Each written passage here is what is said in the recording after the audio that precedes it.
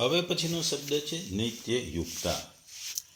મનુષ્ય માત્ર ભગવાનમાં જ યુક્ત રહી શકે, હરદમ રચ્યા પચ્યા રહી શકે, સાંસારિક ભોગો અને સંગ્રહમાં નહીં. કારણ કે વખતો વખત ભોગોથી પણ ગ્લાનિ થાય છે અને સંગ્રહથી પણ ઉપરતી થાય છે. ભગવાન અહીં કહે છે કે તમે ભગવાનનો અંશ હોવાથી ભગવાનની સાથે તમારો અખંડ સંબંધ છે.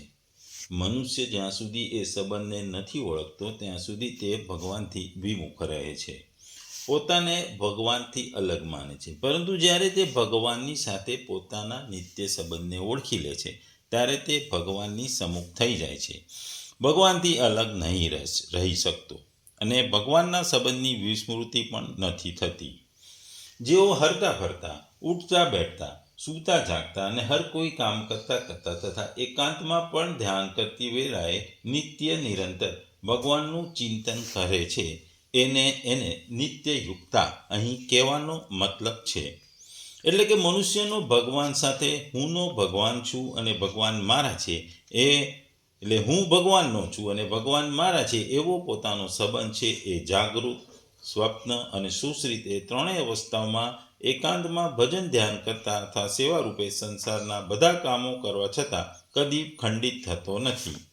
બીજો આગળ એક શબ્દ વાપરવામાં આવે છે સતતમમાં ઉપાસતે. આ રીતે મારા અનન્ય ભક્તો મારી સતત ઉપાસના કરે છે. આગળ શબ્દ છે ભક્ત્યા કીર્તયંતોમાં. એનો મતલબ છે તે ભક્તો પ્રેમપૂર્વક ક્યારેક ભગવાનના નામનું કીર્તન કરે છે, ક્યારેક નામ જપ કરે છે, ક્યારેક પાઠ કરે છે, ક્યારેક નિત્ય કામ કરે છે, ક્યારેક ભગવાન સંબંધી વાતો સંભળાવે છે, વગેરે વગેરે. તેઓ જે કંઈ વાણી સંબંધી ક્રિયા કરે છે તે બધી ભગવાનનું સ્ત્રોત છે, એટલે કે સ્ત્રોત્રાણી સર્વા ગિરહ.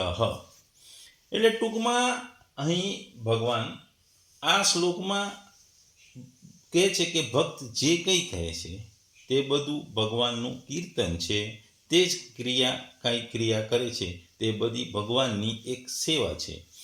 અનિત્ય સંસાર સાથે સંબંધ વિચ્છેદ કરવાને કારણે ભક્ત નિત્યયુક્ત હોય છે.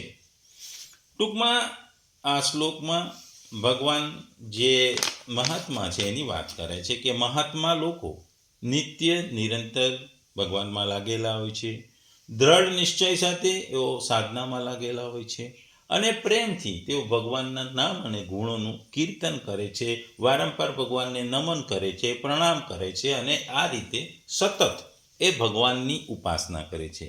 ટૂંકમાં મહાત્મા બનવું હોય તો તમારે સતત દ્રઢ નિશ્ચયથી સતત તમારે ભગવાનના નામ કે કીર્તનમાં રચ્યા પચ્યા રહેવું પડે. આપણે ગુજરાતીમાં કહેવાય છે કદમ અસ્થિર હોય એને રસ્તો પણ નથી જળતો, જ્યારે અડગ મનના મુસાફરને હિમાલય પણ નડતો નથી. ટૂંકમાં જેનું ધ્યેય નથી હોતું, જેની દ્રઢતા નથી હોતી એ વ્યક્તિને સામાન્ય રસ્તો પણ મળતો નથી, રસ્તામાં પણ ગૂંચવાઈ જાય છે. પણ જેનું મન સતત કાર્યમાં રહે છે, દ્રઢ નિશ્ચયી હોય છે, એને રસ્તામાં હિમાલય નડતો નથી. એટલે કે હિમાલય જેવી આપત્તિ પણ આવે તો પણ એને નડતી નથી. એ જ વાત ભગવાન અહીં કહે છે કે તમે ભગવાનના ગુણ, પ્રભાવ વગેરેને જાણો, એમાં રચ્યા પચ્યા, ભગવાનની ભક્તિ કરો.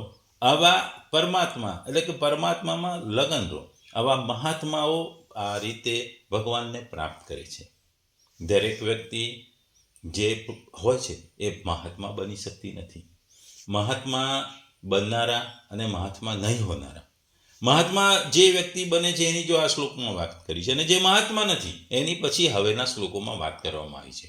પણ મહાત્મા બનવું બહુ જ અઘરું છે, કારણ કે તમામ આત્માઓમાં એક અલગ પ્રકારનો આત્મા છે, એક મહાન આત્મા છે, એ જ આપણે એને મહાત્મા કહીએ છીએ. મહાત્મા માટે બનવું બહુ જ અઘરું છે અને મહાત્મા એ મહાન આત્મા છે એવું કહેવું છે. ટૂંકમાં અહીં ભગવાન કહે છે કે જે મહાત્માઓ છે એ મારા ગુણગાન ગાય છે, તેઓ પ્રણવનો જપ કરે છે, તેઓ ઉપનિષદનો અભ્યાસ કરે છે તથા તેમનું ગાન કરે છે. પોતાના ગુરુ પાસેથી તેઓ શ્રુતિ પણ સાંભળે છે અને નિર્ગુણ બ્રહ્મનું ચિંતન અને મનન કરે છે. તેઓ ધૈર્ય, દયા, વિશ્વપ્રેમ, સહિષ્ણુતા, ક્ષમા, શીલતા, સત્યવાદિતા, પવિત્ર પવિત્રતા જેવા સાત્વિક ગુણોને વિકસાવે છે. તેઓ ઇન્દ્રિયોને કાબૂમાં લઈ મનને સ્થિર કરે છે. અહિંસા, સત્ય, બ્રહ્મચર્ય, વ્રત આમાં તેઓ સ્થિર હોય છે અને તેમનું હૃદયમાં રહેલા ગુપ્ત રહેલા અંતરાત્મા એવા મને તેઓ ભરપૂર શ્રદ્ધા તથા ભક્તિથી ભજન કરે છે. નવા શિષ્યો પ્રભુને સન્મુખ થઈને જોઈ શકતો નથી, તેથી પ્રથમ તેઓ ગુરુની ઉપાસના કરવી પડે છે અને તેમજ ઈશ્વર તથા બ્રહ્મ તરીકે માનવો પડે છે. અગાઉના શ્લોકમાં જે જાહેર કરવામાં આવ્યું હતું કે મહાત્મા એકલ વિચાર ભક્તિ સાથે ભગવાનની પૂજા કરે છે. અહીં આ શ્લોકમાં પૂજાની રીત સમજાવવામાં આવી છે. તેઓ હંમેશા ભગવાનના મહિમા વિશે વિચારે છે, ગાય છે, બોલે છે, સાંભળે છે. આવી આરાધના સતત પ્રયત્નો દ્વારા પ્રાપ્ત થાય છે. પ્રયાસ તૂટક નથી, પણ એક ધાર્યો છે, એક સતત છે. એમની પ્રતિજ્ઞા પણ અડંગ છે, તેઓ ડગતા નથી. પ્રભુ ઘણીવાર મક્કમતા પર ભાર મૂકે છે. મન શક્તિશાળી ભૂતકાળના સંસ્કારો, રાગ અને દ્વેષની અશુદ્ધિથી સંતૃપ્ત થાય છે, જે અનંત જન્મો પછી પ્રાપ્ત થાય છે. તેઓ મક્કમતાને અડગ પ્રયત્નો સિવાય નાબૂદ કરી શકાતા નથી. સાધકે શરીર અને મન, ઉપવાસ, મૌન, જપ, ધ્યાન, બ્રહ્મચર્યને શુદ્ધ કરવા માટે અમુક વ્રતોનું તો પાલન કરવું પડે છે. આ વ્રતોનું પ્રસન્નતા, હિંમત અને નિશ્ચય સાથે પાલન કરવું જોઈએ, નહીંતર આધ્યાત્મિક માર્ગ પરની પ્રગતિમાં અવરોધો આવે છે. સાધકો અજ્ઞાનના બળથી ધ્યેયથી દૂર ખેંચાય છે. મક્કમ પ્રતિજ્ઞા એ મજબૂત શસ્ત્રો છે, જેના વડે અવિદ્યાને હરાવી શકાય છે અને કાબુ મેળવી શકાય છે. ધ્યાન ભક્તિની ક્રિયામાં લાંબા સમય સુધી કોઈ પણ વિરામ વિના ચાલુ રહે છે, જે ઈચ્છનારને ભગવાનમાં નિશ્ચિતપણે સ્થાપિત અવસ્થા તરફ લઈ જાય છે. ભગવાનમાં ધ્યાનમાં મગ્ન રહેવાથી જ તમને કંઈ પણ વસ્તુ પ્રાપ્ત થાય છે, એ કહેવાનો આ શ્લોકમાં મતલબ છે.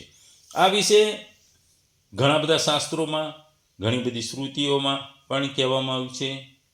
ભગવાન વૈદિક ગ્રંથોમાં પણ ભક્તિ અને સતત અને દૃઢ નિશ્ચયથી ભક્તિ કરવાનું કહેવામાં આવ્યું છે. આધ્યાત્મ રામાયણમાં કહેવામાં આવ્યું છે કે તમે ઈચ્છાઓથી ભરેલા હો કે એમાંથી મુક્ત હો, ખામી રહી હો કે એથી ભરેલા હો, જો તમે ભગવાન રામના નામના કીર્તનમાં પ્રવૃત્ત થશે તો તમે સર્વોચ્ચ મુકામે પામશો. ટૂંકમાં આધ્યાત્મિક રામાયણમાં પણ ભગવાનના રામ નામના કીર્તનની મહિમા ગાવામાં આવી છે. બીજી એક સંહિતામાં કહ્યું છે કે જેઓ ઊંડે પાપી છે અને ધાર્મિકતાથી વંચિત છે, તેઓ પણ ભગવાન વિષ્ણુના નામના જાપ દ્વારા પણ બચી શકાય છે. આમાં કોઈ શંકા નથી, એવું પણ ઘણી બધી સંહિતામાં કહેવામાં આવ્યું છે. આગળ રામાયણમાં કહ્યું છે કે કાલીના આ યુગમાં મોક્ષનું એક સાધન છે. ભગવાનના મહિમામાં જપમાં વ્યસ્ત રહેવાથી વ્યક્તિ ભૌતિક સાગરને પાર કરી જાય છે. ટૂંકમાં રામાયણમાં કલિયુગ છે. કલિયુગ કેવલ હરિગુણ ગાવત નર પાભાઈ ભવ થા. એટલે કે કીર્તનની પ્રક્રિયામાં શ્રવણ અને જપ આ બે સહાય છે. કીર્તન કરવું હોય છે, પણ એમાં જપ અને શ્રવણ એ બંને સહાયક છે. ભગવાનનું સ્મરણ કરવું આપણે જરૂરી છે.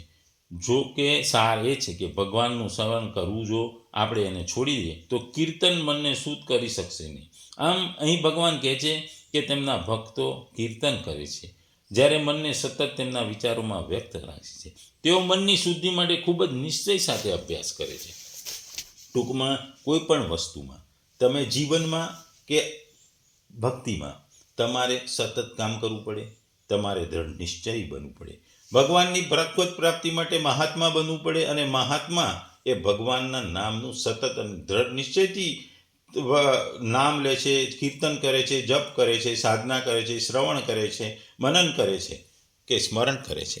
એવી જ રીતે તમારી સામાન્ય જિંદગીમાં કોઈ પણ ધ્યેયને પ્રાપ્ત કરવા તમારે સતત પ્રયત્નશીલ રહેવું પડે છે. તમારા સતત પ્રયત્નોથી તમે એ વસ્તુમાં કે એ ક્ષેત્રમાં તમે આગળ વધી શકો છો અને ટોચના શિખરે પહોંચી શકો છો. ભણવામાં જો તમારે આગળ વધવું હોય તો ભણવામાં ધ્યાન રાખવું પડે. તમે તમામ પરીક્ષાઓમાં અવ્વલ આવવું પડે, તો જ તમે ટોચમાં પહોંચી શકો. અને ટોચ ના પહોંચો તો શિખરે પહોંચો.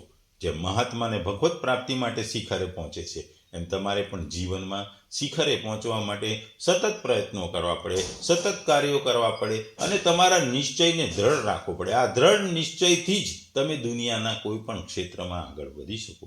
આપણે સામાન્ય રીતે જોઈતા હોય છે આજના જમાનામાં, આ કળિયુગમાં કેટલાય દુર્ગુણો છે, દૂષણો છે. આ દૂષણો દૂર કરવા મનુષ્યને ઘણી વખત પ્રયત્નો કરતા હોય છે, પણ આ પ્રયત્નો અધકચરા હોય છે, અધ મનથી કરતા હોય છે અને એમાં સતત કરતા નથી. આપણે જોતા હોય છે દારૂનું વ્યસન કેટલાય ફેમિલી એટલે કેટલાય ઘરોને તોડી નાખે છે.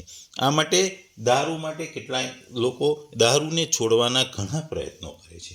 દારૂના છોડવાના પ્રયત્નોમાં પણ જે વ્યક્તિ દારૂથી સબળાયેલો છે એનું મન જ્યારે મક્કમ નથી હોતું, એ જ્યારે થોડા દિવસો પછી ફરી દારૂને લવાડે ચડી જાય છે તો એને કરેલી દારૂ છોડવાની સાધના અધૂરી રહી જાય છે અને એ સંપૂર્ણપણે નશામુક્ત થઈ શકતું નથી. નશામુક્ત થવા માટે એણે મનમાં દ્રઢ નિશ્ચય કરવો પડે કે મારે દારૂમાંથી મુક્તિ મેળવવી છે, મારે દારૂના નશામાંથી છૂટવું છે.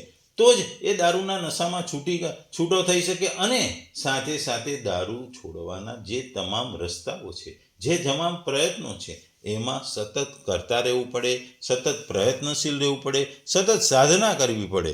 ટૂંકમાં આ શ્લોક ભગવાન કહે છે કે હંમેશા મારું કીર્તન કરતા, પ્રયત્ન કરતા, દ્રઢવ્રત પ્રણામ કરતા તેઓ નિત્યયુક્ત રહી મને ભક્તિથી ભજે છે. એટલે કે મહાત્મા એ મારું હંમેશા કીર્તન કરે છે, દ્રઢ વ્રતવાળા હોય છે, મને પ્રણામ કરે છે અને મારામાં જ ભક્તિથી રચ્યા પાચ્યારે છે. એમને મારા સિવાય કશું જ દેખાતું નથી. એટલે એવો મહાત્મા જેની વાત કરે છે. ટૂંકમાં અહીં મહાત્મા આગલા શ્લોકમાં કહેવાય છે એનું મહાત્મય બતાવવાની આ શ્લોકમાં કઈ રીતે તેઓ મહાત્મા બને છે એની વાત કરવામાં આવી છે.